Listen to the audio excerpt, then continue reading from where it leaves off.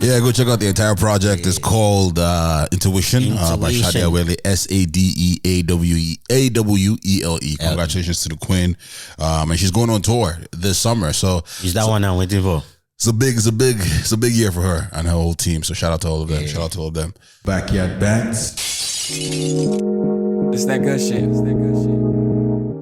Anyways, ladies and gentlemen, episode 126. Let's get into it. I go by the name Mr. Dre. I am your humble and gracious host, and I'm in the building with my brother, and we are here to, have some fun. Yeah. This is the #1 comedy podcast. Every time I say it with my chest. Don't know. Vibes Minister, talk to him. Yes, y'all. Signing in is your man Imina, aka the Free Ego, aka Triple E, aka the Patrician Ego, aka your favorite uncle, your favorite godfather. You know what? It's popping. Let's get it popping. The final will be a deadly day. Done.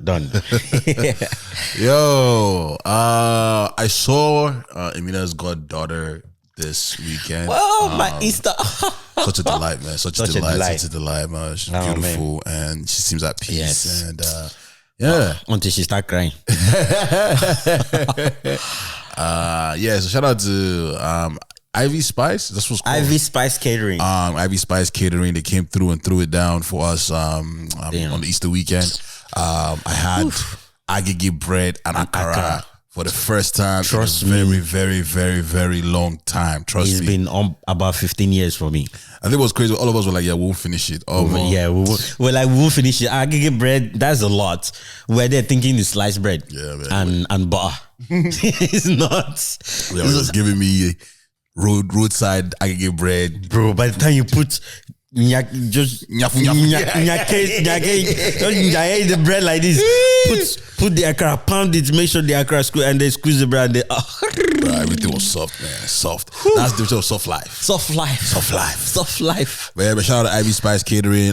She's based in Ottawa, so if you're in Ottawa, definitely check that out. Amazing food, delicious. And apparently she has this on the Saturday mornings in Ottawa. It's like weekends, breakfast menu if you want akara and stuff. So the shit was so good that the catcher said he would drive to Ottawa just to buy breakfast. Just to go and buy breakfast. That's a very expensive trip, but that's how good it was. After not going to Ottawa for like 4 years, Akara will send him there. I'll take you to. Food is what good to kill a man, and that's the truth. Eve proved it. That's what they did to Abacha. That's what they did to Abacha. That's it. It's just you can lose guard based on food like this. Food, man. I mean, no better way to be honest. But yeah, how's your weekend? I guess week leading up to the weekend. It was actually good. I mean, I would say short week, right? Short week leading because Friday was a public holiday, right? And then the weekend. So I had a long weekend. So it's always exciting knowing that you have starting from the Monday, right? It's always exciting knowing that you have a 4-day work week. So, and then Thursday was now my Friday because Thursday I work like literally half day, right? So and Thursday was the payday, although rents have come. But although everything was like back to back like this. So, but yes, it was a good week. It's still shocking because the cool breeze is still out there. I don't know, bro. Like, yeah. So, but we're good. We're good over here. It was a good week, and then the weekend hit. My niece and her parents. Nah, man. My niece and her parents. Bro, I took her on a walk on the Saturday. Yeah, in the morning. You're doing like really and in the evening, man. I was like, I saw the video. I was like, oh. I just had like, the first. Who do you call a soft guy, bro? That it's only my niece that can bring that soft for where they don't see us. Is that when we drop the cocaine and everything, that will go soft like. But yeah, it was just so nice. I just walk like this. I say, even if normally if I walk some kind of neighborhood, I'm like, I'm a black man, guys, but I carry baby, they move. So everybody guys say, so everything's calm. Everything is calm. Like I'm in the neighborhood. Talk to it differently, man. Bro, I don't know. It's like the perception of you has changed. That's because you have a stroller. Because I'm telling you, and I move like this. Even so, I will not be like, talk to me. I will tell you what I'm doing. You know, if I'm walking by myself, I'll be like, please let nobody just talk. I'll put on headphone. I just want to walk and pass. Like I'm just looking at people like they are just they smile. Yeah, you be waving. Oh, yeah. One lady just asked me, do you have a baby in there? I'm like, yes, but of course. But of course. Want to take a look? Yeah. No, just my little niece, taking a little work and all that. Yeah. Be like, oh, that's cute. I say, trust me. So he's having kidnapping people. Using people decoys. God damn. Yeah, it reminds me of the time now. I don't know if I've told you this story, how I was in university and I was coming back at night. So I went to, for context, my university was in a very, very predominantly white neighborhood in a city called Peterborough. There wasn't a lot of black people.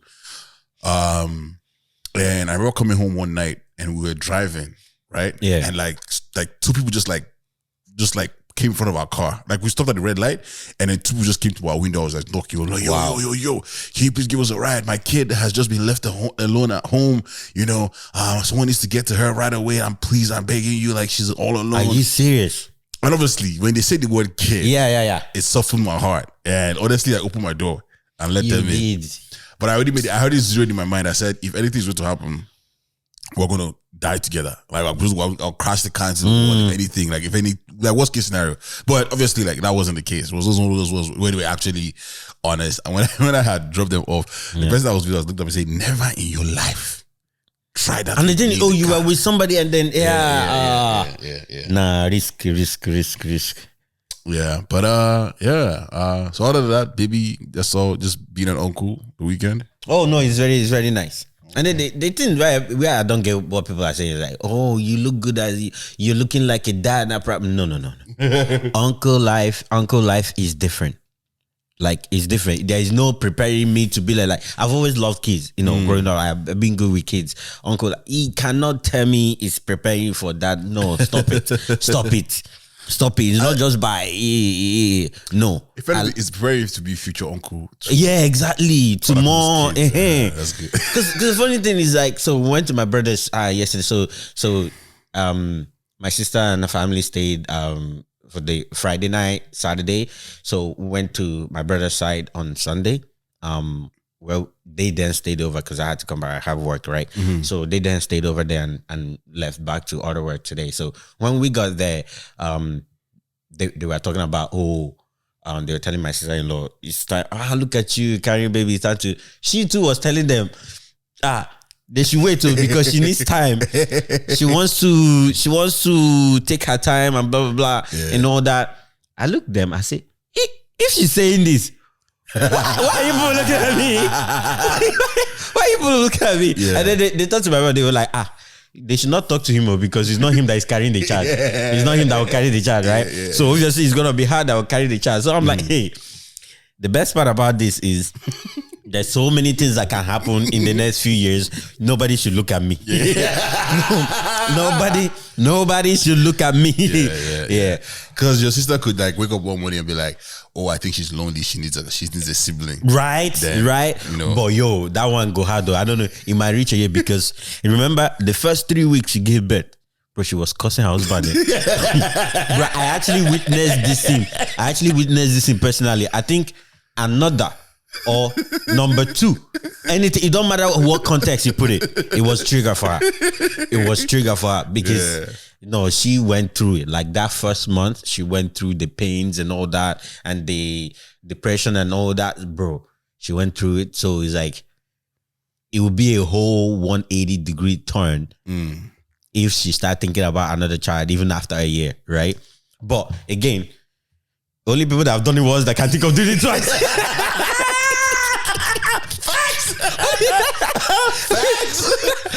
Facts. Because like you said, it'd be like, let's get him another because they'll be all the way in Ottawa lonely and thin, right? Yeah. Might as well get him another one. Yeah.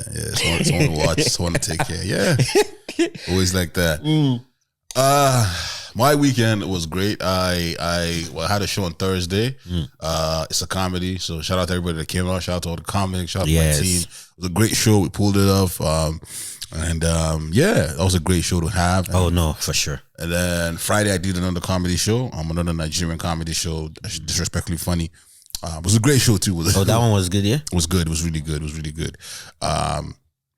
So shout out to Code 234 and the entire team for putting me on. Coach was on that one, right? Coach was the host for that one. He was the host. Yeah, it was the host. Okay. It was good. It was a good show. It was a good show. Great. I was thinking about reaching for that one, but now I looked at it like, Eve can give me weird timeline. I figured. She said she was supposed to come because it was a holiday. She was supposed to come, if not morning, she was supposed to come early hours of the afternoon. Yeah. I come back from work. I say, okay, maybe she's about to come. Me, I take nap. I took another nap. I woke up. I took another nap. She hasn't left otherwise. So by the time you even called me, right? You even called me. I don't think she had left then, or maybe she was just like about to leave. So I like, at this point, I don't want to be out, and then she comes back and start. Yeah.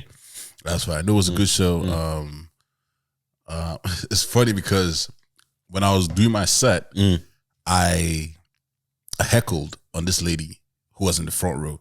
So there was ladies in the front row and they were not laughing, right? And they were not laughing because they were shy, like they were like chuckling, but it was like not enough to prove to you that they were laughing. And then they were like using their phones to kind of distract, like just to like take attention away from them, but it brings the attention to them because I can see you on your phone, you're looking down and you're in front, right?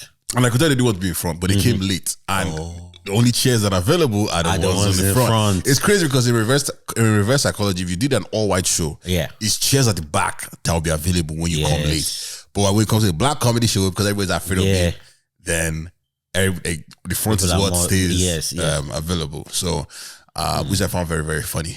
But so I heckled, like I didn't really heckle the girl. I was just like, hey sister, like, come on, like, you're not laughing. Like, the jokes are funny. Like, help me help you. You know, and then I ran into her the next day.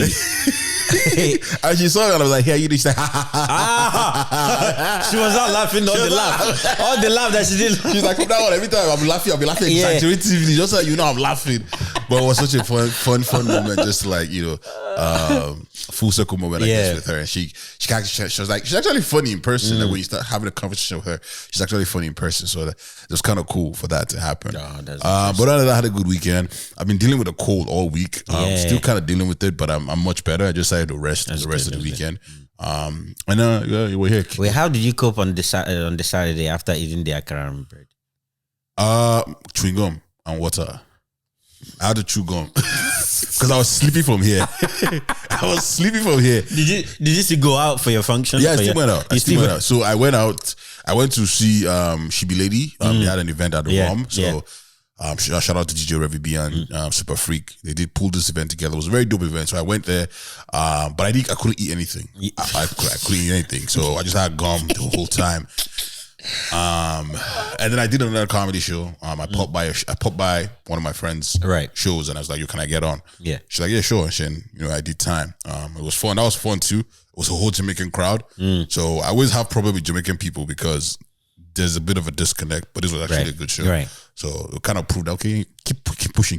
You get them one day very well. But it was a good turnout. And I have to give you big ups because how were you able to get Marlon and Hassan on the same night for Issa Camedy show part 2? How were you able to get both of them? Because when he showed on your flyer, I know Hassan wasn't on the flyer. Yeah. Right? So I'm like, okay, Marlon, okay, maybe you just want to, end it with a bang, type, because I know you were talking about getting that guy. Getting that guy, getting that guy, and then what? So maybe that was okay. You want to make, and then I got there. Hassan came. I'm like, okay, maybe he just come. Yeah. I did not know that he just come. I didn't go. I'm like, nah. How were you able to? Because like, bro, some people they had to get, but like, I have to give it up because like, you've made it so that it's hard to ignore your call. I think that's how I'll put it. But man, how were you able to put both of them in the same? No, first of all, you have points there, but I think it's just about like networking. I just I think I've worked well enough to build the relationship that I have with those guys. Right. Fun fact: the first time I tried to book Marlon, it didn't go this way. It was totally different. Wow. But I gave him the call this time and he pulled up. Easy. That was easy. It was like, as long as he's available, he'll pull up. Right. Hassan actually just showed up. Oh, he just showed up. Literally, the way he looked. Yeah. He literally just showed up. Just showed up. But it's also coming from a fuck that, like, coming from a place where we've worked together on so many shows. Yeah. And he knows the kind of shows that we do. Yeah. So he knows that he's not coming to a bad show. Oh. Because Hassan will not pull up to just any show. Any show, yeah. He will pull up to a show that it's good. It's good, yes. And then he knows that him coming out is like, it's guaranteed that he's going to go on. Yes. So that's the kind of relationship that I and Hassan have, where it's mutual respect. If I saw a show that he was doing and I could possibly get on, I would just show up. I wouldn't just show up. I don't like to show up. I like to get confirmation, but he's almost guaranteed, right? That you can there's one thing Hassan has taught me about comedy, the comedy business, is 50% of the job is showing up. Yeah. Because a lot of people say, oh, I want to come. But because you don't get back to them or whatever, they don't show up. Right. And then that's how they miss opportunities. So half the time, showing up is the most important part, because you might want to go on, but because they're not giving you, okay. They're not giving you enough like validation. You just like, you know what, he didn't seem serious about it, so I didn't show up. So, but again, I feel like I and Hassan have a great relationship when it comes to comedy and just doing the work, that he trusts that the show will be great for him to show up. Right. Hassan doesn't just show up to any show. And for context, Hassan, he just sold out a 950 capacity venue. Hassan Fields, look him up. Yeah, and he's doing the second show same day. It's actually sending us tickets to the show, so we'll definitely go if we got time. Bet. But yeah, that's really it, man. I didn't call him just because I knew he's a busy person. He was shooting. He literally left the movie set. Oh, and then he just came through. Yeah, that's crazy. That's really that. But yeah, man, the comedy was dope. I'm working on the next thing already with the guys, and just stay tuned. Stay with us, man. Yeah. Don't touch that. I want to start with this. Apparently, I don't know if you've seen this story, but flight attendants who are flying in with Pakistani International Airways, right, apparently have been going missing once they reach Toronto. Okay, wait. Pakistani airline, International Airways, PI. International PI is okay. Let me not sound dumb, but it's coming from Pakistan, and coming into Toronto. Yes, but they've been missing. So the crew. So which means this is what Nigerians have been doing. This is their own japa. Yeah, this is their own japa. So apparently there's 4 cases. 4 of people that are missing. And apparently one lady, when they went to check her hotel room, she had left a note saying, "Thank you, PIA." Oh no.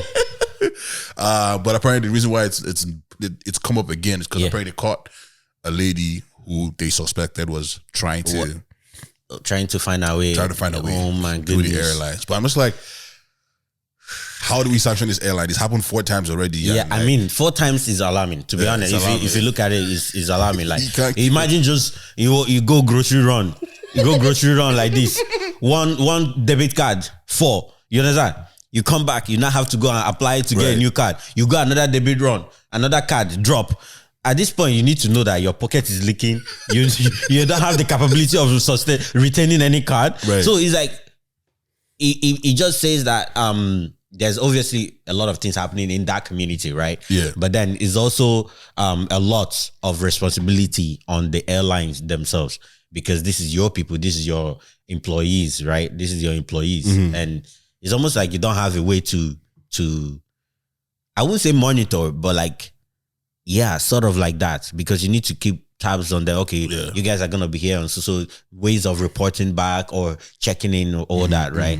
But people will always find their way. If they want to jackpot, they will find their way. It's crazy. But no, I saw the story, I was like, wow. This airline is known for and it's crazy because apparently there's a Nigerian airline recently, I think it's Air Peace, one of those airlines, that recently has now started conducting flights from Lagos to London. Right. Direct. Yeah. So it's the first like Nigerian charter airline, okay, to fly. So they did their first flight like this past weekend or whatever. I'm just like, you imagine now, like imagine now. Is that the Jaguar? That literally. They just start losing crew members the right and left. And you will not know people that are not crew. They'll not find their way to attach to the flight. Because Nigerians are just Nigerians are just like that. Hopefully not. But hey, man, knowing Nigeria as a country, anytime they see opportunity to do something. But besides that, shout out to Air Peace, man. You know, we want this sort of like collaborations where they can start making more money. Right. You know, crossing borders and flying and doing all that fun But what stuff. the hell is Air Peace, Sha? You have to take it up with the Igbo man. Because peace, come on, man. Like, you know that Igbo man too. That's actually crazy. What else is going on? I was going to ask you this question. Yes, I remember this. I was going to ask this last week. Is there an expiry date for towel? Like, I was thinking the other day, like obviously, like we alternate towels. One of my best towels is it have take, but it's still one of my best because this thing absorb water proper. It absorb water. You know how you buy new towel, right? Yeah. It leaves a little bit of lint. Yeah. I don't know if it's all towels, right? But I got scarred on 2 occasions where I got new towel, and in addition to the fact that it doesn't damp up the water properly, right? I have to scrub to dry. Yeah. Right. It doesn't damp up the water properly. It leaves lint. It leaves lint even after washing a few times, right? So I guess it has to be multiple washes before, but then that's tiring. Come on, right? That's tiring. So my favorite one right now has been running. Is doing marathon.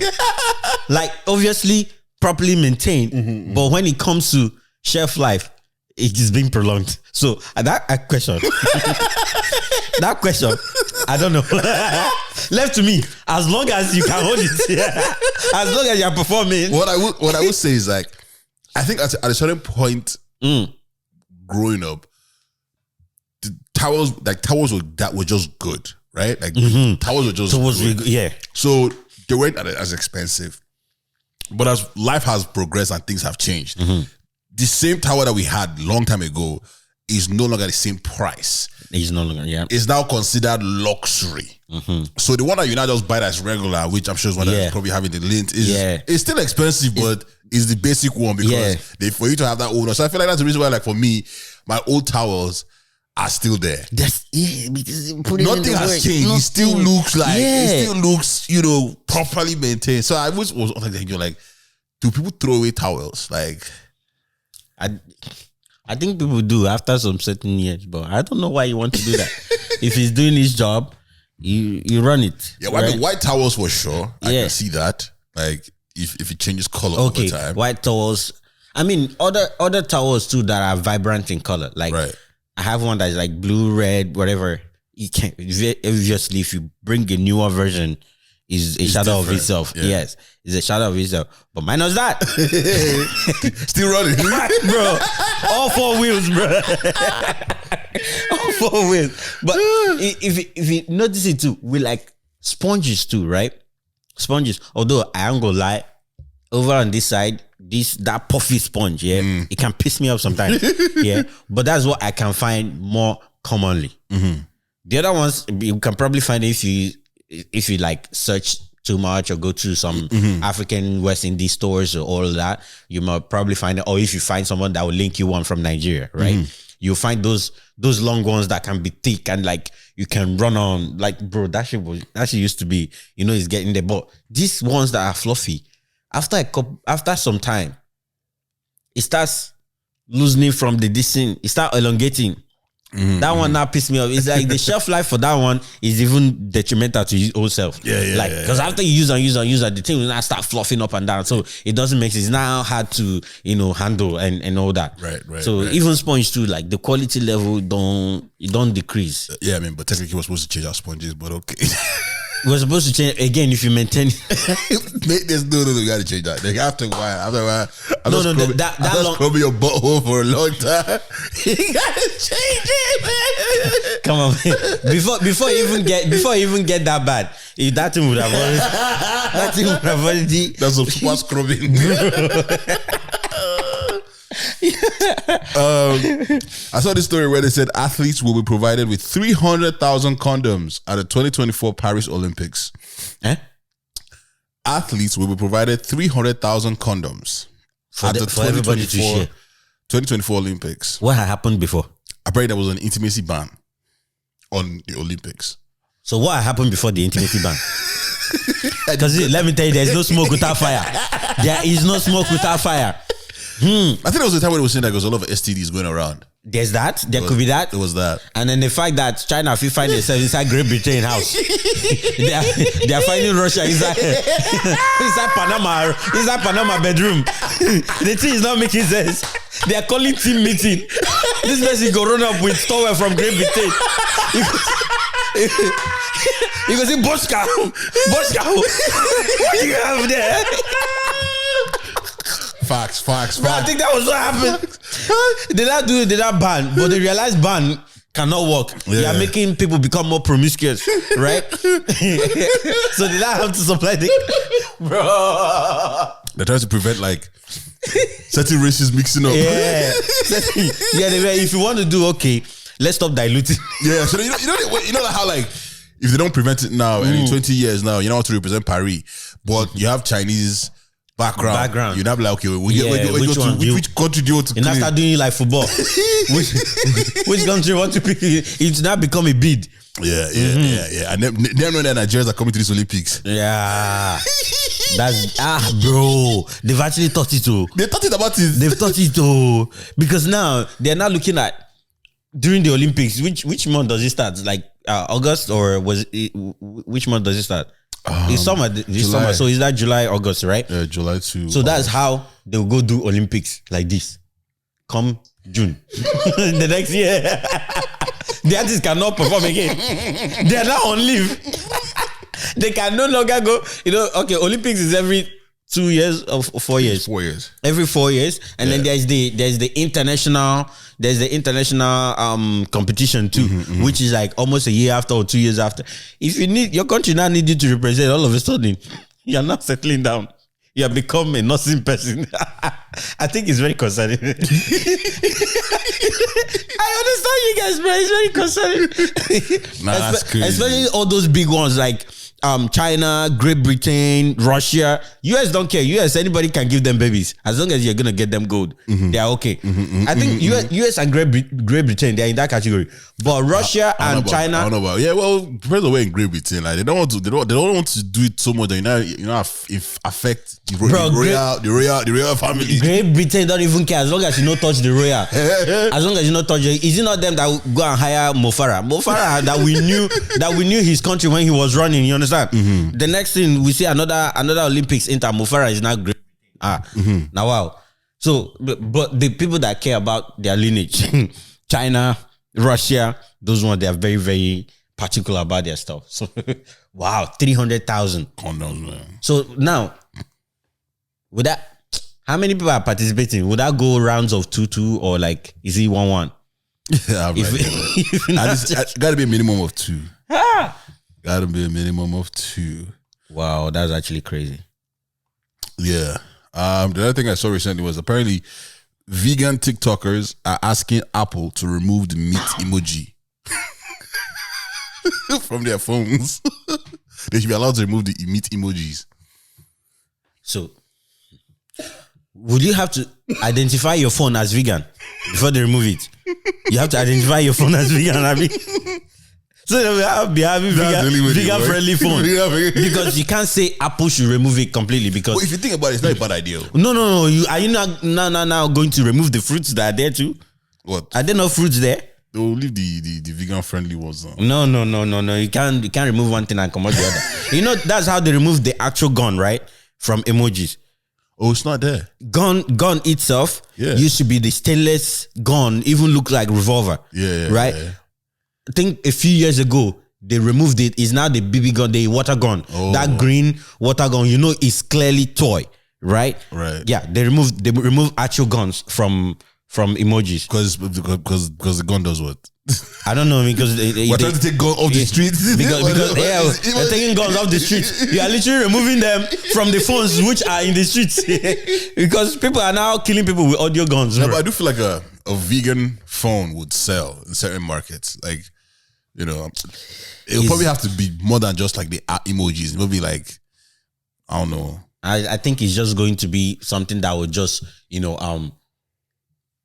ride on the wave of it being almost like a fad right now. Right? That's just what it's going to ride on. It's just like, I don't want to be that guy, but to be honest, if you make any phone more colorful and be like, all love is love. You understand? Bro, that shit gonna sell like pure water. Right? Just because it's tapping into the binary energy. You get what I'm saying?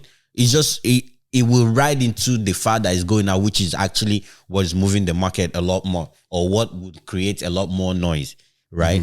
But to be honest, leave the meat where it is. Come on, man. Like, go and find grass, put your own. Like, they have the thing where it's like you can do your most popular emojis, right? Right. Type those ones so that when you click and you want to add emoji, the ones that you use the most are the ones that come up. Stop looking for meat and you find it and you're upset. Like, you know, let's be guided. A whole 1,000 of them, you don't even know what the emoji like. Do you know how many? Almost every country has a flag there. I'm sure people don't even know 99% of the flags that are on there, right? So go and figure the ones you're using and use them. No, you're right. You're right. What else did I see recently? Do you hear about the Billie Eilish? So Billie Eilish made a comment about artists releasing songs. So let's say the same songs, right? And releasing different versions of the same song and selling them in hard copies just to make the extra money on the same project. So say you make the album. Now, another step is you're getting the deluxe version, isn't it? Right? Now, it now comes in vinyl copy or CDs, right? You now make vinyl copies of it. And then you now make another vinyl copy of special editions. Maybe you now call it studio version, right? Or you now make another one that has remixes and just put it in vinyl, right? And then you do acoustic version. Yeah, and you do acoustic version, put it in vinyl. So she made a comment about it that like is getting old just in the name of, you know, gathering that extra cash. And funny thing is she's coming from the part of environmental friendliness, because all the vinyls and all that, they're all plastic and thin, right? So she's coming from that aspect, and she highlighted the fact that she and her team have always centered around being more sustainable, making more environmental friendly stuff. And she thinks that artists doing all of this stuff is not helping the environment. What do you think about that? Because I think she's getting a backlash. But wait, did she provide a solution? No, she didn't provide it. She just says it's so wasteful. The argument is half complete. It's half complete. You gotta give us your theory, give us your proven facts, and then give us your solution. So like, if I did an essay back in the days, her solution was do everything and release it in one body of work. So if you want to have others, you can do all of that and have it in one vinyl, rather than have multiple versions of the same or similar project in multiple vinyl. Now let's assume that artists are making these many CDs, because I don't think so per se. Like, I think that they'll do the deluxe, but I think that's about it. I don't know if they would do like another version or whatever. I don't know. Maybe you're right. Maybe yes. Maybe they do, but whatever. At the end of the day, there's too many artists. There's too many artists to put in one bucket, because people are going to come out here and say, oh, because you already made it, you don't need to do that anymore. Like, we're going to listen to your music anyway, like anyhow we feel. Yeah. Why should we listen to you? You know what I'm saying? Like, because there's also the argument where Meek Mill's album, EP, which he released, I think it's his first project as an independent artist, something weird like that. The streams were not big enough, apparently. They're not high enough for an artist like Meek Mill. Right. So why shouldn't he then print out physical copies and try to sell that to make more money? Because when it comes to streaming, apparently one stream or one, like, the pay is counted very weird. Something like 4 downloads equals one stream or something like that. So it's not like 1-to-1. It's like it's like a ratio to ratio kind of thing. Right. And if Meek Mill is depending on that for a paycheck, because the streams are not high enough, he's not going to get more. So he has to find other ways to then bank off that physical CDs. 50 Cent, if you read 50 Cent's book, he will tell you how he personally sold his mixtapes and albums to bootleggers. Right. So that they can make copies, of it and bootleg it. And they could give him a percentage of it. He wasn't doing it for the money. He was doing it to become more popular, get it more out there. Like, because the streaming wasn't like that big at the time for him. So it's very case by case. She has an argument about the environment, but I feel like we as individuals are still not recycling properly. Like, there's a lot that we can still just do individually. Like if we all recycle properly, then we can say maybe cities we can maybe cities we can start, the same thing with like carbon emission, like emissions. We are trying to control the level. Not saying that we're not going to. The idea is to stop zero emissions, have zero emissions, but for it's now, a gradual process. Exactly. So I don't think so that can stop altogether. Maybe yes, we can reduce the amount of like, okay, maybe per artist you can't do deluxe and then do acoustic version and then do, you know, extended deluxe and put it all on different CDs. Maybe there should be a cutoff, but you can't just simply say no because some people, that's their bread. When, you know, may his soul continue to rest in peace. Nipsey Hussle. How he made money was he played the CDs and sold them for $100 a pop. But the thing is, that one is different because that is literally the mixtape. He didn't make multiple versions of it. He just did, that was the project, right? And then he was selling the CD. And he did limited copy. He did only 100 copies, and he was selling them for $100 each, right? So he only did one copy. But her own is like people doing it remix. And I think one channel the backlash came from, or the backlashes came from, was some Taylor Swift fans, right? Because she released her albums from when she was in the label, when she wasn't completely independent, or when she didn't own her masters. Let me put it out, when she didn't own her masters. So she had to redo those albums, different vocals and all that, right? But she wasn't referring to that, obviously, right?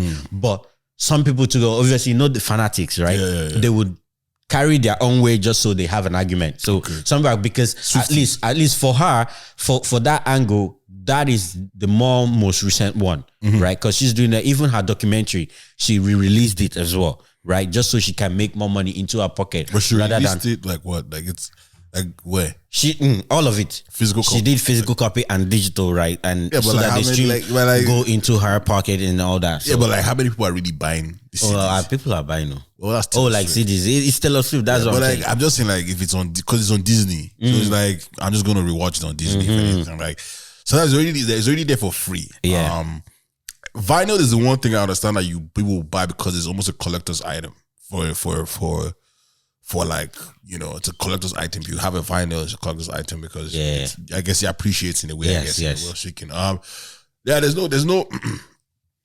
There's no really one answer for the question. It's just everybody just be cognizant of what they are doing and try to limit it. By the end of the day, your money is your money and you got to get your bag however which way you can. There are people that are doing way worse things out there to make money. So, you know, because the conversation can also be said for merch.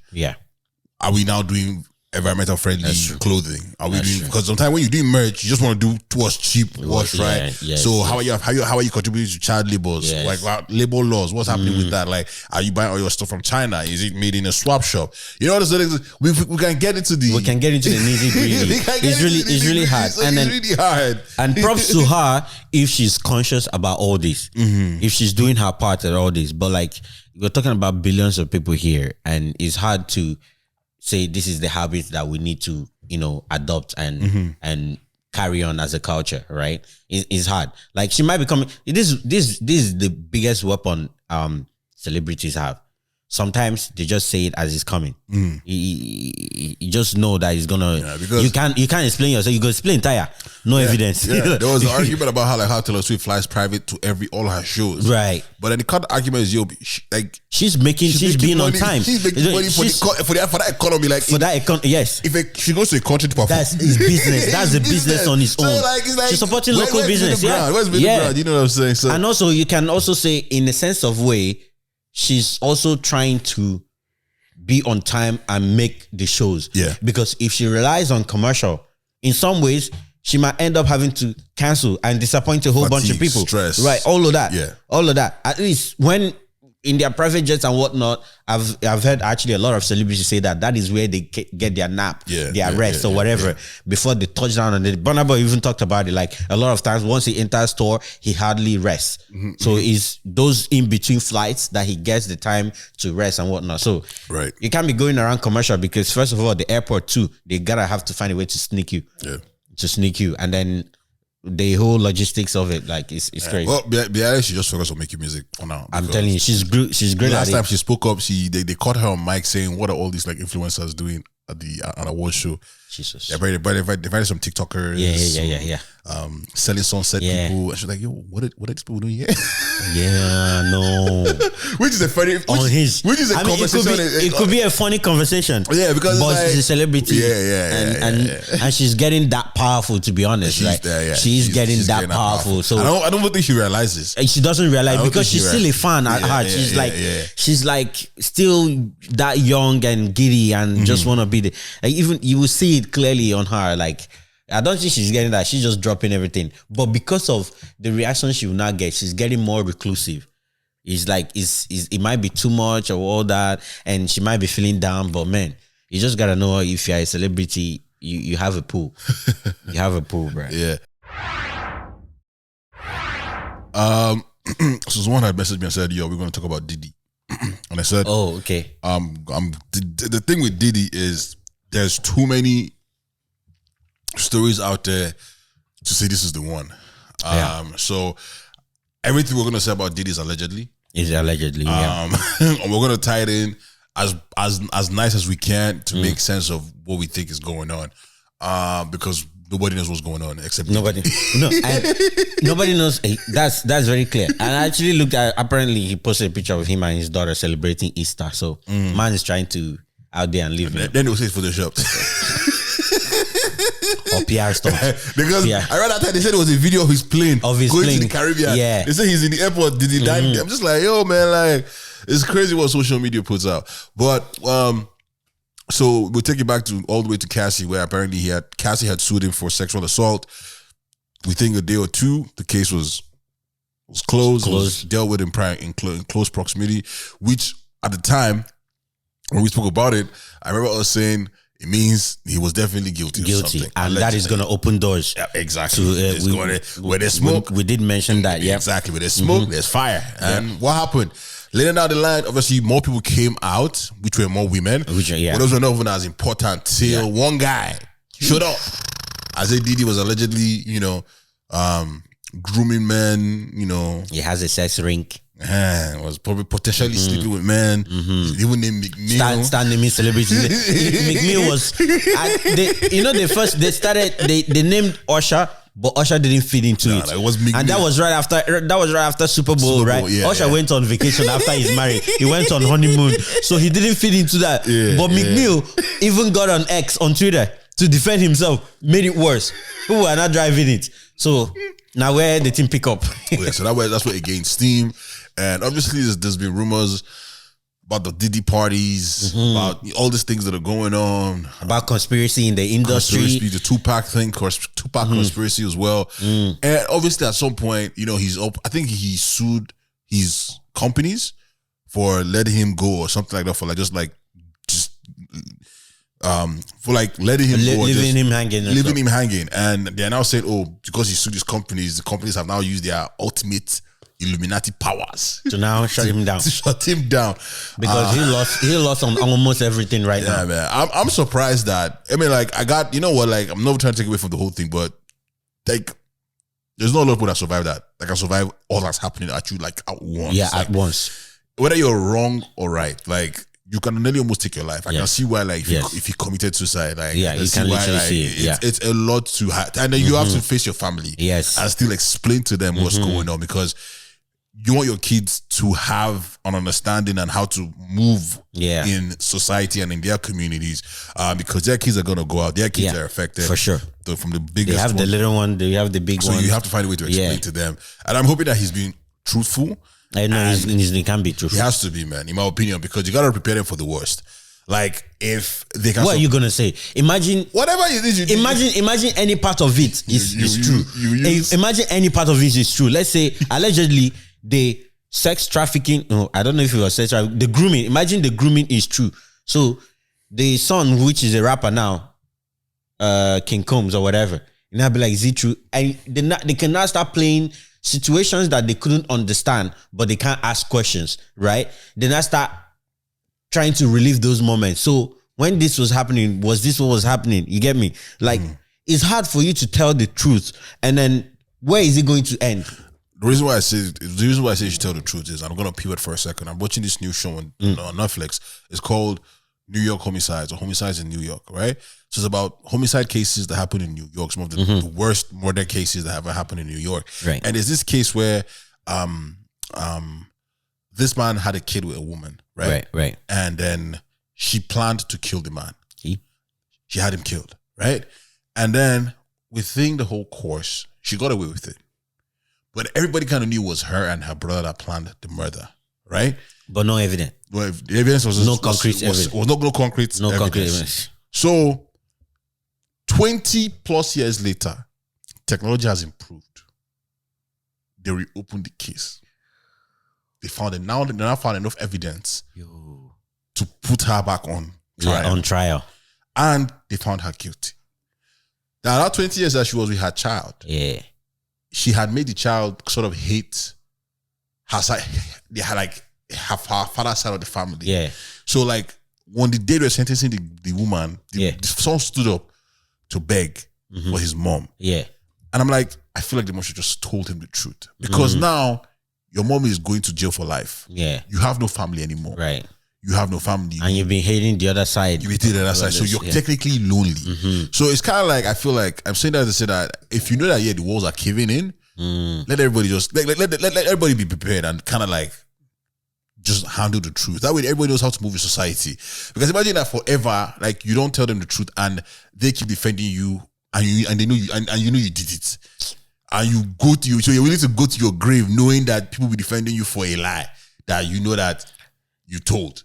It's a very tough situation to be in. I don't go lie. I know the fact that being a celebrity and all that, but man, but that's there's just is that saying a way don't dish it if you can't receive it. Abi, don't cower when you dish it and they try to give it back to you. That kind of conversation. It's tough, especially for the kids. There's the younger ones and stuff. Like it's hard for bro. Like if half of these things are true, bro, your kids can even commit suicide on your behalf. Yeah, like that's the crazy part because they showed the two sons, the older sons. Moving away from the house, packing their stuffs and trying to go out to find a place to stay when they rented the mansion. Yeah. Right?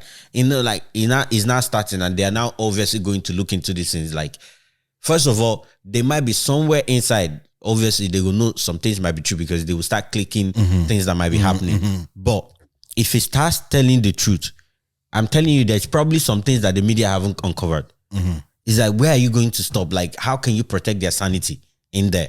So maybe if they're matured enough and they think he can trade it by it, but I can understand if he doesn't tell them fully everything, but he's in a very precarious situation. He's in a very precarious let's assume that, and again, we're saying everything here is allegedly, we're just trying to have a conversation, but let's assume that at what point do you think that the kids may be involved, like especially the older sons? At some point, it's a family business. At some point, it's a family business. To be honest, once you are 14, in that Diddy culture, because he started grooming kids at like 13. Usher went there when he was 13. Justin Bieber was there as early as 12 or something, right? Or even younger and stuff. Maybe some of those, maybe it didn't end up how Diddy himself wanted it to, allegedly, right? But the ones that he did successfully groom were probably younger. And one way or the other, when the kids start coming around, especially that King Combs, that one looked like he's been around the block. Yeah, that one. He's around the block. Yeah, I'm telling you, that one they lick lips the same way. If they lick lips the same, that one they behave, if they look, if they do, if they open shirt, they you know how Diddy go just the close mouth. Yeah. That one they behave like that. Yeah. So I think at a certain age, I wouldn't. They are not innocent. The older ones. Especially I want to say if Diddy's not innocent, it's going to be hard to say the kids are innocent. It's going to be hard to say the kids are innocent, especially the old sons. Because at some point it becomes like you want to take over the family business, you want to become part of family business, and then it's now becoming a thing of how much did your family involve you? How much rope? Because I was going to show you the ropes type of thing. I want you to take over the empire. There's no way he didn't want that for any of his kids. Yeah, and once in a while as well, if you don't set them up separately, then if he did a thing where he set them up separately, where like he sort of tried to compartmentalize the situation, then maybe. But if it's a thing of where it's like, okay, no, there is a crossover somewhere. I guess. Like obviously as his kids, because trust me, killers don't like to be killed. Killers are afraid of death. Right. People that do this to other kids or teenagers or whatever, they most probably don't want their kids to be done the same. So he will probably keep the kids away from the heavy part, right? But there will very much be crossover. For example, allegedly there are some blackmailing that could be going on, because obviously if you have tainting video of somebody doing illicit drugs or being involved in some weird sex and all that, if you have that, that's an easy blackmailing stuff for them to do whatever you want in the industry. You know, it's crazy when you hear all these blackmailing things. It sounds like a movie to me. It sounds like it is a movie, bro. Like, it is a movie. And niggas really recording. I'm waiting for 50 Cent.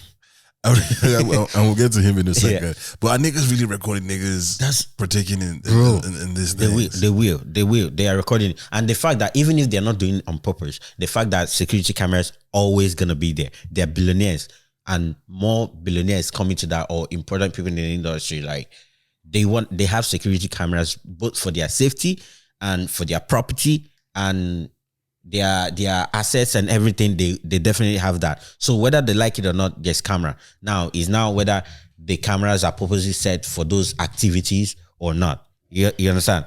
So I guess my question has always been like, does money amplify this personality?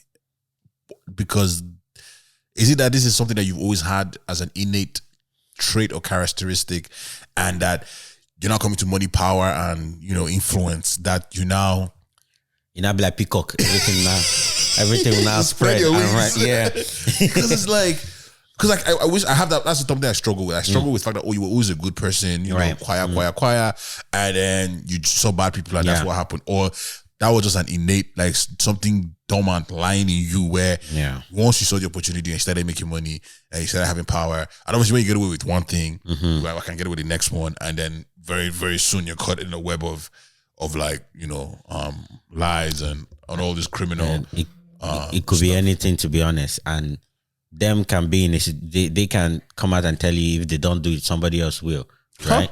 And that's the scariest part. That's the scary one. If they are not the ones doing it, who again is going to someone else will, or someone else is doing it, but then you will not get as better opportunity as you would get, with him and stuff. It's crazy, because like, I don't know. So let's leave that for a second. Let's talk about. So do you think that, because like obviously like he threw all these parties and there's been a conversation as to like how people are not coming out to speak for Diddy. That was going to be my other topic too, because for somebody who has been in the industry for more than 40 years, 40 years strong, he has not been a baby, bro. He has not been bro, this guy has been doing this shit for years. Nobody has come to defend him on any part of whatever. Nobody thinks that one part of Diddy is worth saving yet, that we know of, publicly at least. Nobody has come up to say anything. It is telling in some way. It is telling. Again, everything is allegedly, but man, there's when you're hearing all this no smoke without fire, blah blah blah blah blah, somehow, some way, you're not having any ally yet. Doesn't it make for like you coming out to speak up for Diddy will put you in more detriment, will put you more on the limelight? There's that too, which even fuels it more. What are you hiding? What is it that if they start digging into you, and then who is going to be caught up? So that means people that might be involved or that know him still have things of their own going on that they don't want to be seen too. Like, because once they start digging, a spin-off, a spin-off, the family tree does it. Yeah, it's now become how King in the North now come to Westeros. I don't know. I don't know if I was, again, like I'm not in that circle, but like I don't know if I would speak up. That's the thing. I even thought about myself, like even if like I know like the good, right? But that's all I know, the good. I don't know the bad. You don't know the bad. And if you've heard whispers, again, wherever they smoke, there's some kind of fire. There's some kind of fire, and you won't come if you don't see any light at the end of the tunnel. Because you now come in and then you are barely pushing the car. The car is not moving. And the thing about the court of law is, yes, there is always evidence, but there's also a jury when they go to trial. So it's not even your own power. The jury can see all the evidence stacked maybe be starting for you. Yeah. And still determine that guy you were guilty of something. Yep. It's just like with our brother from the Marvelverse. Our guy from the Marvelverse. I forget his name, man. Marvel Kang, yeah. Jonathan Majors. How we all thought this guy was gonna, be free. But they said no, you held her too hard. You squeezed too hard. Yeah. And more stuff keep coming apparently. Yeah. Bruh. Man, it's crazy because it's hard to move as a saint in an industry that's deemed evil. Yeah. For the most part. Like it's very hard. It's just, and that's why sometimes when I say this, like humble and gracious, it's a prayer that you consistently say to yourself just to remind yourself, just to, I say all the time, like I say before I do a show, I say to myself randomly, just to keep planting that root, just to stay grounded. Planting that thing, just stay grounded. Just and stay again, grounded. not to say like I'm in this like big spaces or anything, I'm like this crazy thing or any whatever, but we're getting there. Because it is indeed an evil industry. There's bad people. There's a lot of bad things. And you can easily get sucked into it. I had a funny experience this weekend, and I'll tell you off air about it. But it's just to stay grounded with fame, because fame is crazy. It is. And again, people not speaking up speaks volumes. Yes. And people that will speak up will also speak volumes, because who are the people that are going to speak up? And the worst part is, this is an opportunity for things that probably weren't anything to start looking suspicious. Yeah.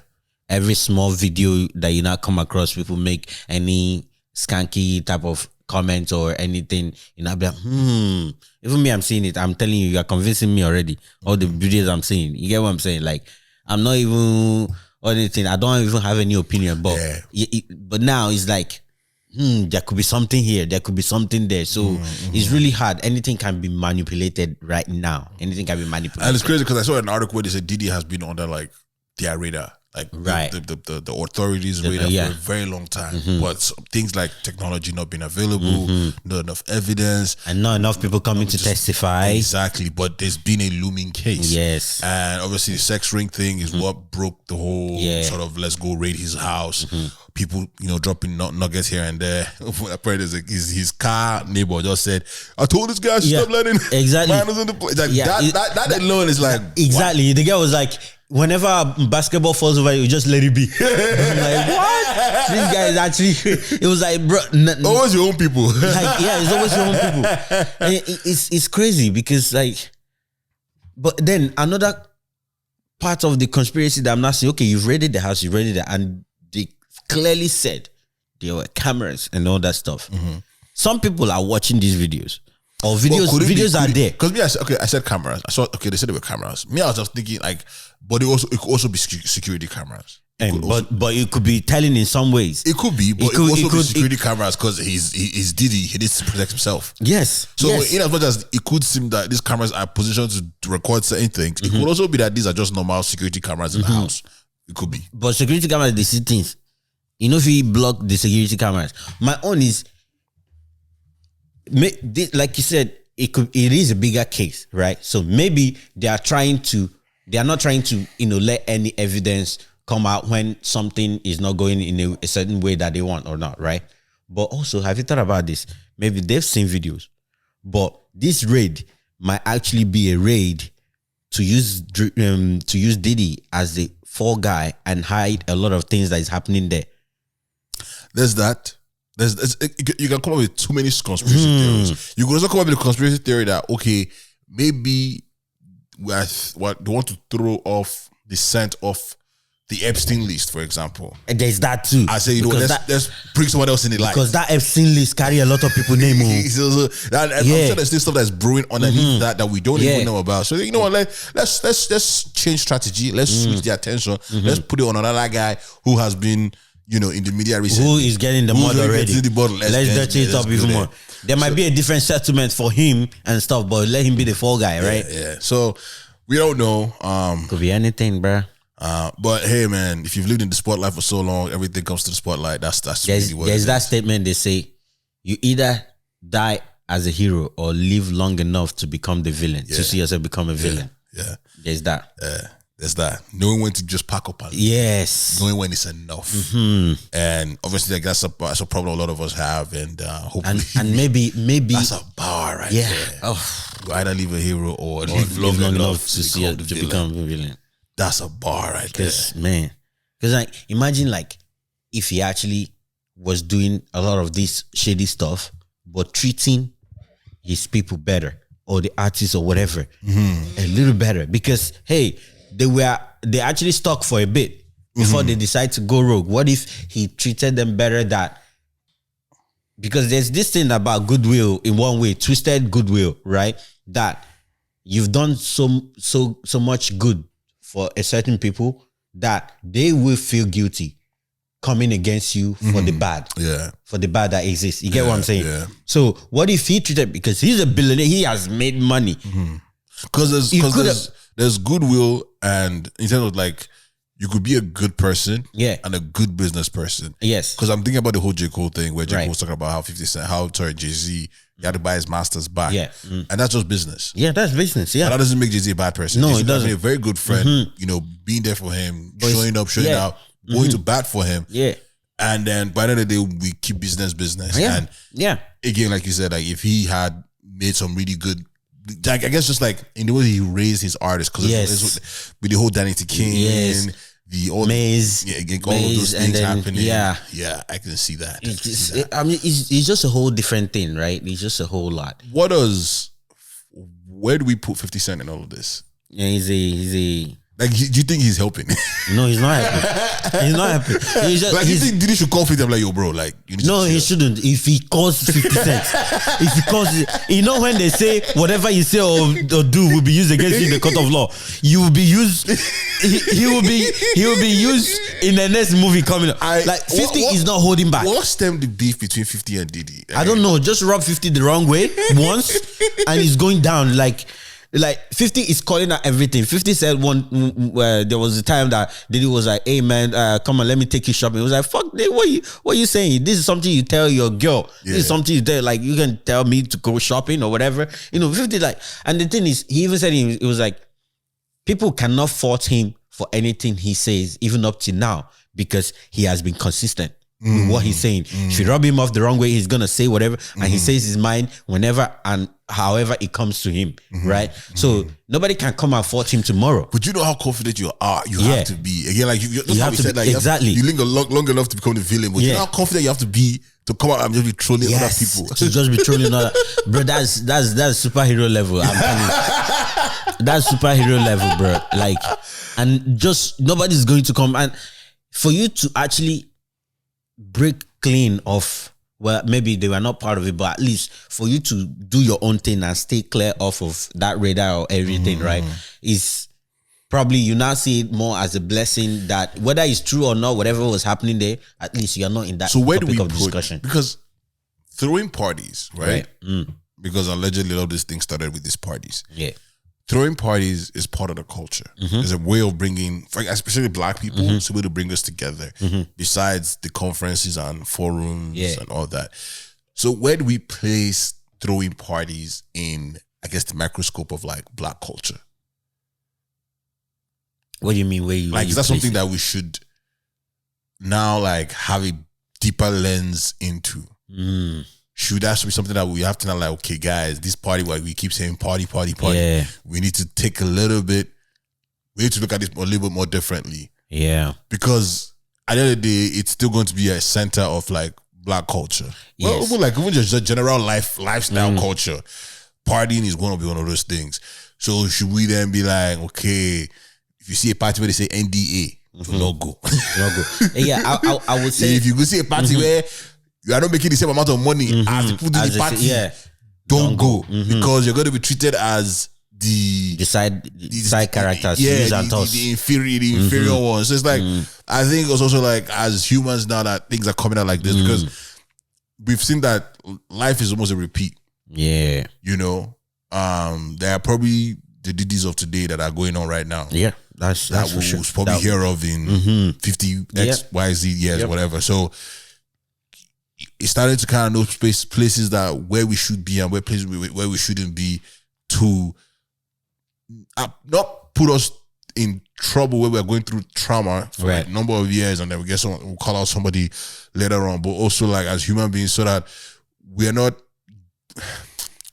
I don't know, man. But I would say, if I go back to your initial question, where do we put these parties, right?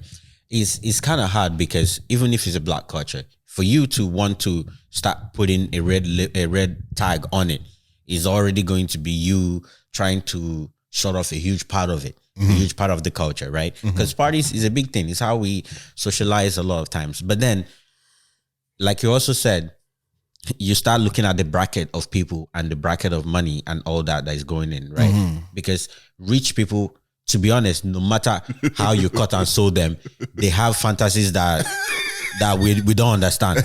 So you know how you get to some parties or some clubs, there are people in one corner that you know that are the ones doing cocaine. I fear that, because I my belief is that these people that do these nefarious things, because we have rich people that are good people.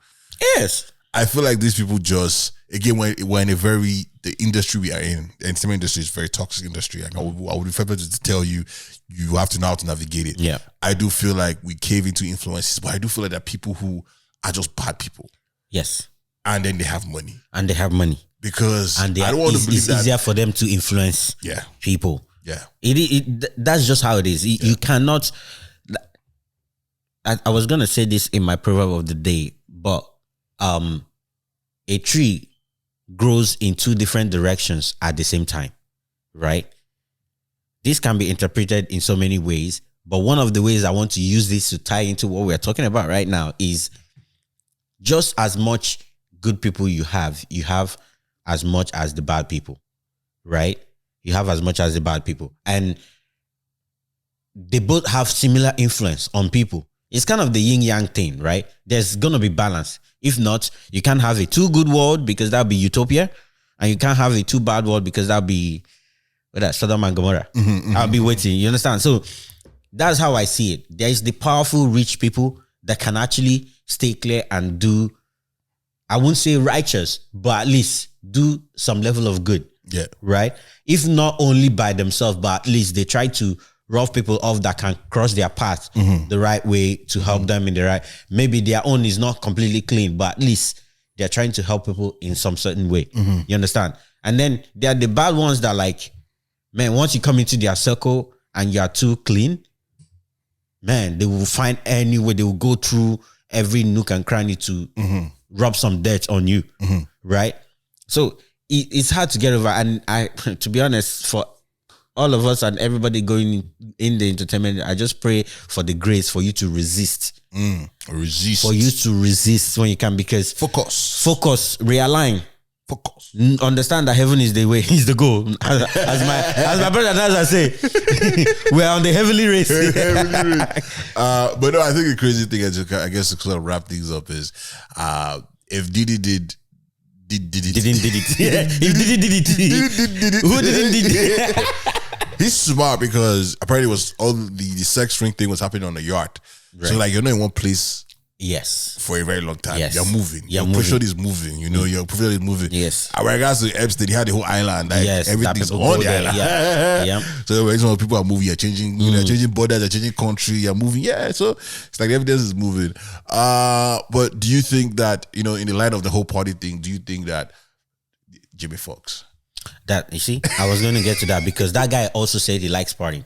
But then again, that's where he used to compete with Diddy for party. He used to compete with Diddy, but he was competing on how good the vibe was. But no. Is it not the vibe everybody's going for? It's not the vibe. It's not the same. It's not the same vibe. Your vibe is just different. Your vibe is just different, because he will tell you how he is trying to create $1 million vibe with $100 or $500 budget. Yeah, you understand? I've seen that. There is only so much, if you like, realistically, there's only so much you could do in that budget level of party and entertainment.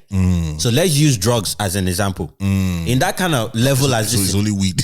Yeah, it's only weed that you can carry there. It's only weed that they are smoking in the basement, or at most people smushing in the bathroom. You get what I'm saying? Now, when it starts progressing, you're looking at the ones bringing Molly, bringing the powders, bringing all that stuff, and not having like separate basement, people are partying upstairs, but then there's like a basement or there's like a whole separate room and all that. It starts having, when you're looking at the scale of not even the drinks that are there or whatever, the scale of the events start increasing. You just know he's out of this guy's bracket. He's out of it. Except if he eventually, obviously, when he got money, he now matched that level and start doing his own. But based on what he was telling, I can say, okay, yeah, he's one of those people that will go, but they are not allowed inside. But they just see the vibe and they want to recreate it in his own end. You know, try to get it as I good feel as like anybody they ask now. So like, yo, man, like, how were you partying back in the 90s, man? I didn't party, bro. I would have checked. I would have checked. What are you talking about? Party? I feel like you ask J Fox next week now. I'm just like, yo, bro, like, I'm trying to stay away from that. Ask me what I'm doing now. Ask me what I'm doing now. Brother, let's go to church. We pass. How old are you now? You see how old I am? We used to talk about parties. Come on, bro. Nah, man, nobody's gonna be talking about partying in the 90s, man. No one wants to talk about their own parties in the 90s, man. Everybody's just like staying away from that idea. Right. But you know, hey, man, I want to say the truth does come out, but at the same time, the truth can be fickle. It can be. It can be very fickle. It can be. Yeah, I think that's really what I wanted to just, you know, kind of have a conversation about on Diddy. It's like there's a lot of things to consider with all that's going on around him. And yeah, if you have any questions or thoughts on that, do let us know. Do let us know. Do you have anything else you want to talk about before we get out of here? I think I was gonna, but I don't know how interesting this will be. Shakira, right? She has completely finished her divorce with Piqued, right? Enrique? Piqued. Shakira was soccer player, right? Piqued, yeah. So apparently it came out to, she eventually mentioned that when they were together, the 10 years they were together, he actually forbade her from doing music with male artists or having them. So that was what actually fueled the song she did with Beyonce, right? Because she was like, okay, for a long time she didn't think she didn't do it at all, right? But when she really needed the feature, of when she wanted one, she then was like, okay, since she can't do music with the bands, right? She'll go and do with a girl. That was what fueled the feature that she did with Beyonce then. That was, even though it was a bit raunchy and stuff. And this was sparked by her recent, she did, I don't know if it was a video or photo shoot for the video or the music video or whatever, or photo album cover. She snapped with a guy. It was a guy modeling, right, in an intimate setting. So she was like, she wasn't able to do this when she was in a relationship. So right now, she has been freed from the shackles. From the shackles of Piqued. Of Piqued, yeah. So it's not like, is this something you can do knowing, say, if you start dating somebody in the industry and you know how industry can be, not that it always is. You understand? You know how industry can be. Will you be able to be like, okay, this is the threshold I don't want my partner to hit. Right. This is the type of route I don't want to, or these are the things you could do this and this, but you can do you find yourself setting those kind of boundaries or making those kind of ultimatums? I don't think I can, because I wouldn't want that done for me. Right? Yeah. But in the case of like Shakira and Piqued, yeah, he's a footballer, so he's a bit more. I think that therein lies some sort of narcissistic behavior. Again, if this is true, you know what I'm saying? Because Piqued hasn't said anything, and there's always two sides to the story. But hey, let's say Shakira is right. Let's, for the sake of the argument, Shakira is 100% right. Piqued is in the wrong in that case. You should be able to trust your partner. Yeah. To be able to make the right decisions. And if she steps out of your relationship because it shows you're insecure. Yeah. You think you're like, oh, you're protecting her. Yeah. You're just borderline. You're borderline insecure? I think you're over the line. So if she steps out of the thing, your marriage or whatever, then she was never really yours to begin with. And that's what we call the game. We just charge to the game. And now I can also say that in some way or form, it might have been good for Shakira. In what way? Which way or form is that? Which way or form is that? Avoided any sort of like harassment or bullying for men or any looks that you can say that she can probably come out and say, I never really featured a man in my 20 plus career and I still made bangers. Yes, okay. I didn't get a co-sign from a man. A different level of bragging right. Yeah, a different level of bragging right. Okay. Which obviously like is looking at the glass half full. Yeah. But again, you can't be looking at the glass half full. Look at the part that I'm half full kind of guy. Yes. It does make sense. But you kind of looking at like you said, glass half full, right? So it's like, what opportunities have she missed? Right. What opportunities were there that but then that comes to like, were you scared of your partner or were you in love? Because if you be lovable, but then you also have to take a blame. You have to take some kind of responsibility for that because you didn't speak up at the time that you wanted. You should have spoken up. Which I understand is fear, but then it also ties in with the fact that what if it's respect? To respect the partner's opinion and be like, oh, let me respect your boundaries. Let me respect, because maybe we shouldn't use the word fear. Why are you complaining now? I don't know if she's complaining, but why are you like? Why is it a thing now? Well, it's just a comment or like, okay, yeah, I wasn't really able to do this before because of my partner didn't really like I was going, but now that I'm not together, that you agree to, if you clear, there's that too. You can't really go and speak on something that you kind of agreed on to for however long we were married. You know what I'm saying? Again, there's two sides to the story. Yeah. Two truths can exist. Yes, that's for sure. But my thing is, again, it's better for me to look at the glass half full now that the situation has been dealt with or the situation has come to light, because we didn't know. But it's also the fact that maybe that's the kind of person she wanted in her life at the time. Right. And she didn't know that's what she needed. Right. Because I was listening to another friend's podcast and this lady was talking about how like she stayed with narcissistic men for a very long time because that was just what she was attracted to. And you're talking about the time where Shakira, how long have they been married, I think they were together for 10 years. They had kids, but at least 10 years, I suppose. Shakira's in her 50s now, no? Yeah. Like that. But we're talking about the time that, let's talk about Shakira. We're talking about Madonna too, where Madonna was like, with Dennis Rodman, right, living the rock star life. So things could have, we know the kind of industry they are. Maybe Piqued knew something about Diddy. I was like, hey, we ain't doing that. You know what I'm saying? This is why I don't want you to be doing that. We ain't doing that no more. You know what I'm saying? So we never know where his own stance is, and we'll probably never know. But it's just one of those things that maybe that's just who she was attracted to, and obviously at the time, now she's. Maybe they were gaslighting her. You don't need anybody. You don't need anybody. You don't need anybody. You're the shit. You're the shit. But sometimes it's, and again, so somebody can say, oh, it's harder to work from a situation like that because you're used to it.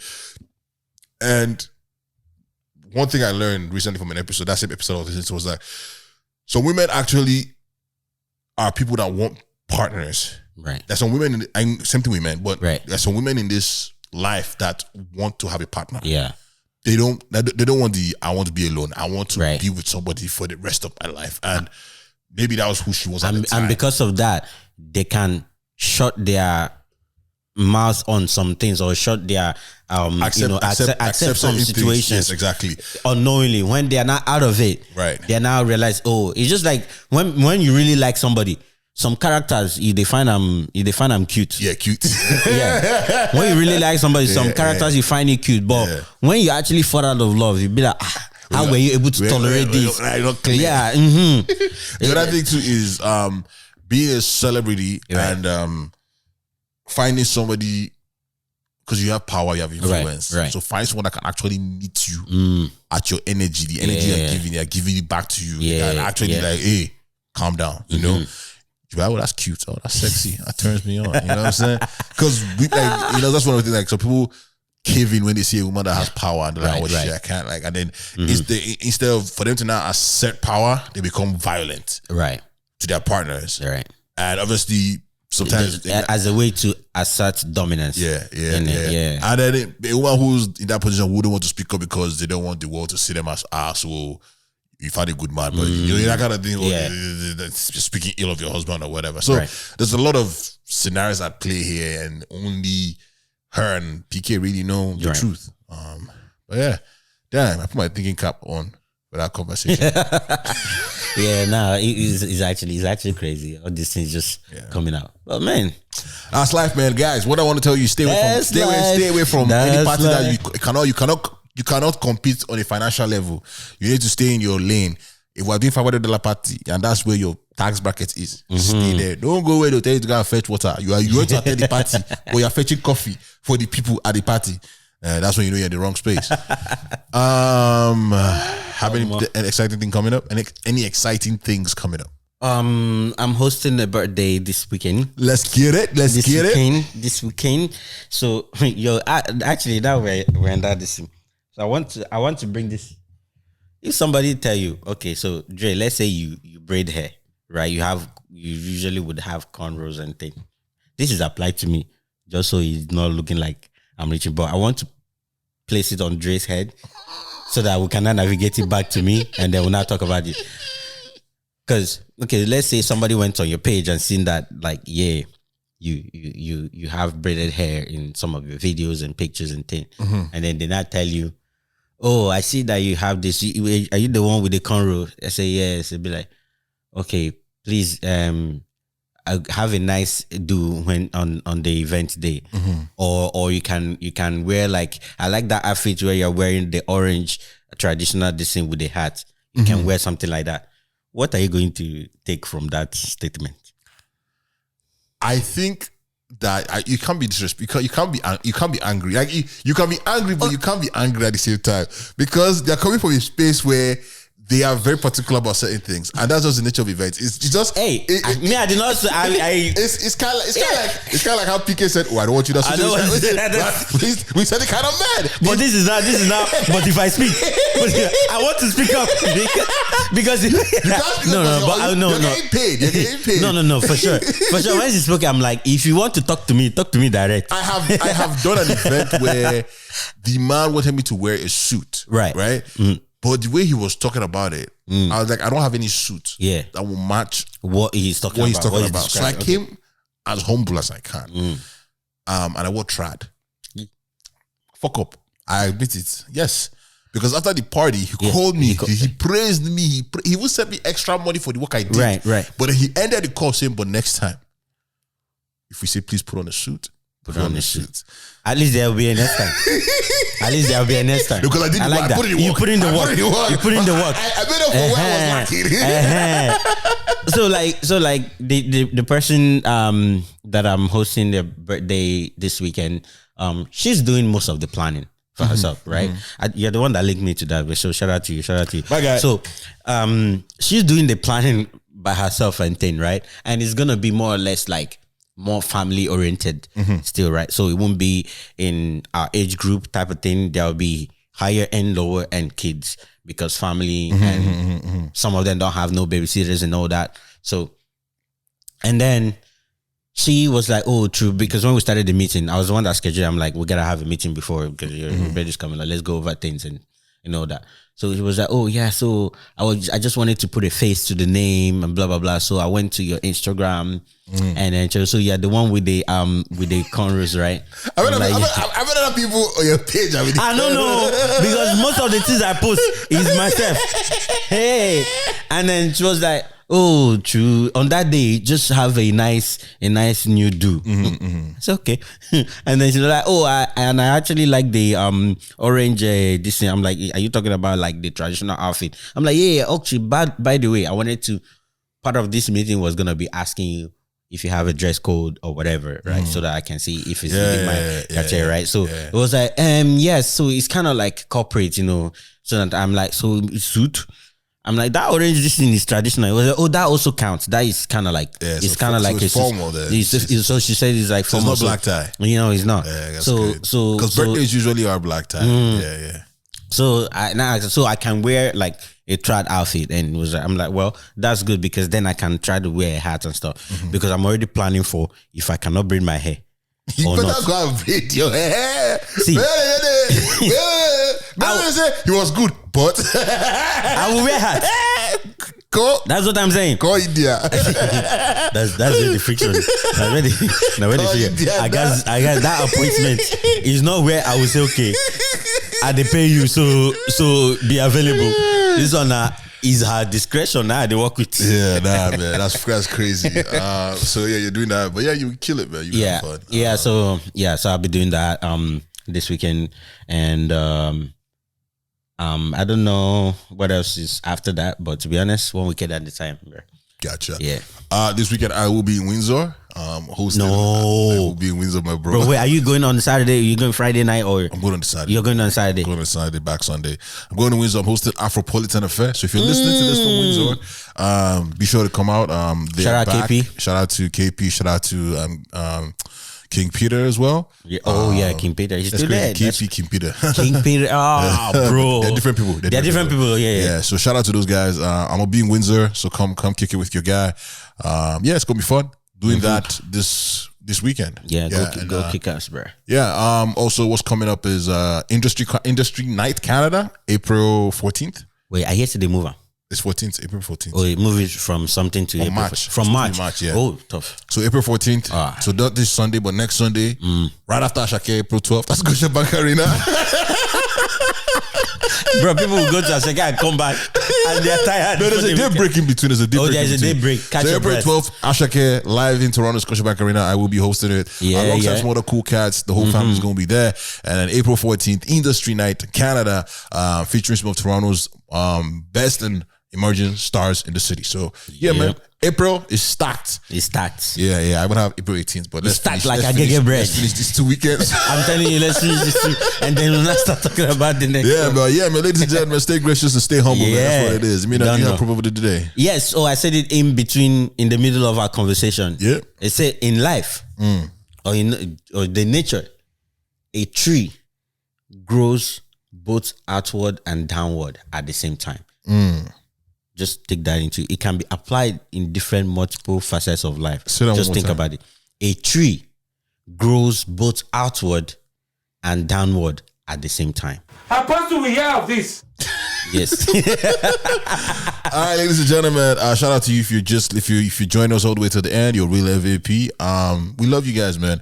Man, keep listening to the podcast. Tell your friends about it. Rate us on Spotify. Leave a comment on Spotify. I'm just checking to see if we have anything in there. Ask us any question if you have any topic you want us to touch, anything you want us to kind of hint about. Give your shout outs if you want to give shout outs. Whoever is having birthdays. I don't know if your birthday, if his birthday is gonna be on April 2nd, this will probably come out a little bit after. So happy birthday if she's gonna listen to it. I don't know. Happy birthday to you. Yeah. Happy birthday. Someone actually did comment on our Mandem wax their jello. Wax it. I need to actually go and copy that clip. I need to put that clip in there. I'm gonna wax that. This is from Egere Soromu. Whiskey should pack it up quickly. Tikachi is right. The genre gets attached to the artist. Exactly what we said. One Dance is cause of Drake. Essence cause of Thames and Justin Bieber. He can't be R&B until he rebrands. Mr. Drake, shout out to you, my bro. He's right, man. I had a whole conversation with someone about this whole thing. She's like, next time I talk about this thing, I should bring out one. I said, don't worry, when we drop the album, we'll bring you on. We'll bring you. But yeah, man, ladies and gentlemen, we're gonna get out of here. I go by the name Mr. Dre. I am your humble and gracious, and it's the #1 comedy podcast. I said that with my chest every goddamn time. That's the wrong one, but yeah. No. Sign out again and then press the right button. Signing out, ladies and gentlemen. I go by the name Mr. Dre. I'm your humble and gracious, and it's been episode 126 on the #1 comedy podcast. I said that with my chest every time I am on the mic. Boom. Stay locked in. No, that one. Cheese. Bob is the sign up for us. Signing out from this ministry is your minister, Imina, aka the Free Eagle, aka Triple E, aka the Patrician Eagle, aka your favorite uncle, your favorite godfather. You know what's popping? Pop. Let's get it popping. We out. Backyard Bass, you are listening to Backyard Bass. This how we move, this how we groove. Hey.